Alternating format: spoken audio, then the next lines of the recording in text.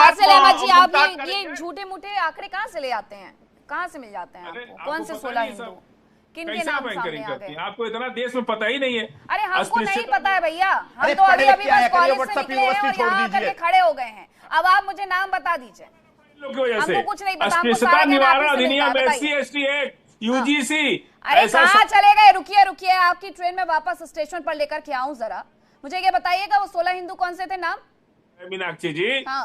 SC/ST act, अस्पृश्यता निवारण। बात अभी आपने मुझसे क्या कहा? मुझे कुछ नहीं पता दुनिया में चल रही चीजों के बारे में, तो फिर मेरा ज्ञान थोड़ा सा बढ़ाइए ना। मुझे 16 नाम चाहिए अब मुझे वो 16 नाम आपसे चाहिए। फाजिल अहमद जी से मुझे वो 16 नाम चाहिए। SC/ST, UGC, छुआछूत सब गया आप साइड में। अब मुझे वो 16 नाम चाहिए आपसे।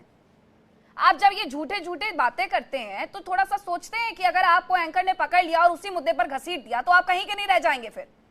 अरे हमको क्या घसीट पाएंगे? अरे आप 16 नाम दीजिए ना, फिर आप 16 नाम दीजिए। आप 16 नाम दीजिए फाजिल अहमद जी। उसको तो आप 16 नाम दीजिए फाजिल अहमद जी। अगर आपकी माँ ने किसी घर का बर्तन धोया होता और तब एंकर बनी होती, तब आपको समझ में आता।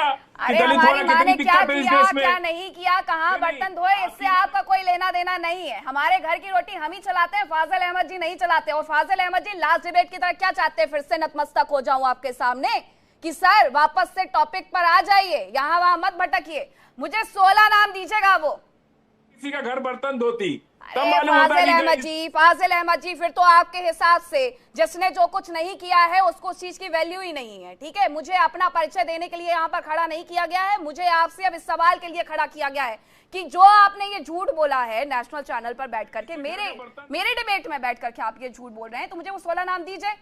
धोकर पढ़ा के लिखा के अपनी बेटी को कोई एंकर बनाएगा, उसके ऊपर सुनिए, जब आपके पास कुछ बचता नहीं है ना, तब आप आकर के व्यक्तिगत हो जाते हैं। ये आपकी पुरानी चीज है। अब तो आप इतने वक्त से मेरे साथ डिबेट में बैठने लगे हैं ना, मैं आपकी इन चीजों को बहुत अच्छे से समझने लगी हूँ।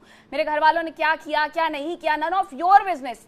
प्लीज माइंड योर बिजनेस, है ना। आपके पास कोई तर्क नहीं है, कुछ भी कहने के लिए आपके पास बचा नहीं है, इसलिए आप पर्सनल व्यक्तिगत टिप्पणी मुझ पर कर रहे हैं। मत किया करिए, शोभा नहीं देता। आपका स्टैंडर्ड दिखाती है वो चीजें, मत किया करिए।